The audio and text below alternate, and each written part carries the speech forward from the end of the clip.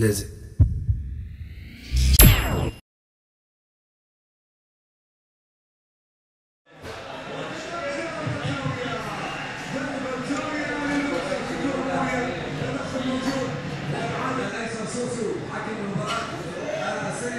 ايش مان؟ كيفك؟ شو اخبارك؟ كيف صحتك؟ تفضل تفضل حبيبي تفضل. شو شايف معك شناتي؟ وين رايح صاحبي؟ شو القصة؟ بدي اطلع من هالبلد يا زلمه، بدي اطلع، بدي اطش، بدي اشوف وجه ربنا.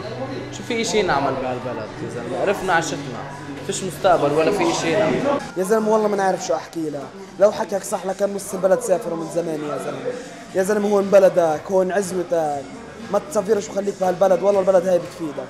شو بدك ببلاد برا يا صاحبي؟ في كل بلد في غني وفي فقير.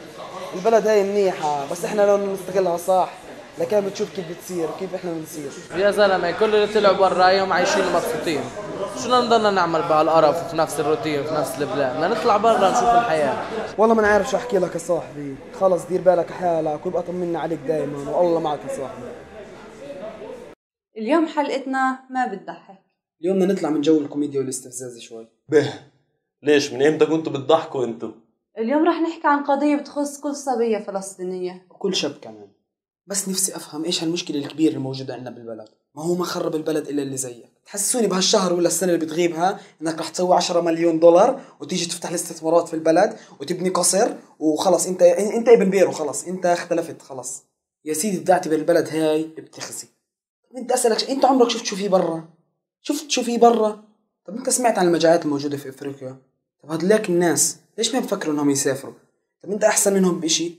يعني لازم تهاجر انت وانت وضعك هون كويس، وهدلاك الناس اللي مجاعات ومش عارفين شو ياكلوا ومش عارفين شو يسووا في حياتهم، مقضيينها بين يفتشوا على مي ويفتشوا على اكل، وما يفكروا انه يهاجروا من بلدهم، بالعكس بيحترموا بلدهم بيحبوا بلدهم. بيروحوا تمام التمام، بيرجعوا عهاتك يا وطن. هلا قبل ما يروحوا ايش كيفك شو اخبارك كمان وين يا ابو العربي؟ بعد ما يرجعوا سوري انت بتحكي معي؟ انا ما بفهم عربي. معلومة صغيرة، باستراليا كل 20 بيت لهم حمام مشترك واحد، وانت هون ببلدك اللي مش عاجبيتك في بيتك لحالك في 3 حمامات. 3 حمامات، فاهم شي يعني 3 حمامات؟ فهمت ولا مطابخ يعني؟ انت بتعرف ايش معنى كلمة فلسطين؟ بتعرف ايش يعني تكون حامل الجنسية الفلسطينية؟ يا زلمة انت بتعرف قديش انت محظوظ؟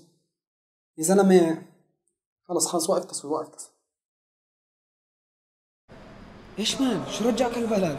على حساب بدك تغيب سنين وشو هالبلد القرف هاد شو جابك؟ يا زلمه ينعن قبل بده يطلع من هالبلد، صدقني ما لك غير بلدك، انساك والله اتصل علي ب 150 ألف دولار. طب ما انا حكيت لك اسمع من صاحبك. يا ريتني ما طلعت يا زلمه. شو بدنا نعمل؟ الواحد ما بيعرف قيمة بلده الا لما يجرب غيرها. 100%.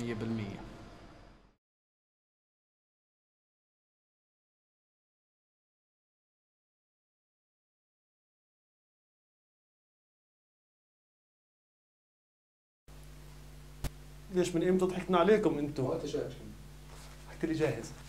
اكشن. ليه؟ اوكي. ليش من امتى ضحكنا عليكم انتوا؟ او لا بتجي احلى بعمل معها. تمام. به ليش من امتى كنتوا بتضحكوا؟ بالضبط. 1 2 3 استنى. اكشن. اليوم حلقتنا ما بتضحك. علي صوتك. طب انا شو بدي احكي؟ استنى. الميكروفون موجه على خليني قاعد نصور. ايش؟ يا زلمه شو اللي بتحكي فيه انت يا زلمه؟ يا زلمه كل لو حكي كله صح. لا غلط غلط غلط غلط غلط. بلش. بدي اطلع اجيب مصاري، كل اللي بيطلعوا بيجيبوا مصاري. فيش اكشن. فهمت ولا مطابخ يعني؟ فهمت حرق فهمت ولا مطابخ يعني؟ وبعد الحلقه اللي شفناها في معنا الشباب هيك طلع الحكيش استنى مش كثير عالي. توطي من عندي، اوطي من هون. اوكي.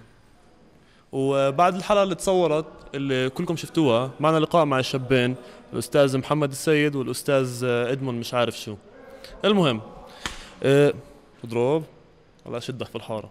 المهم حبيبنا السيد، اخوي قل لي يا سيد ايش رايك في الحكي اللي صار وايش رايك في السفريه وبيتس باي دري؟ والله اخوي انا اللي بعاني من هاي المشكله، انا مسافر بكره وانتم بتعرفوا كلياتكم. واكثر اشي ندمان عليه ان انا مسافر بكره. خلص والله ما انت معيط، والله ما انت معيط حبيبنا. خلص بعرف، ستوب بعرف. ستوب ستوب ستوب. فيش دراما.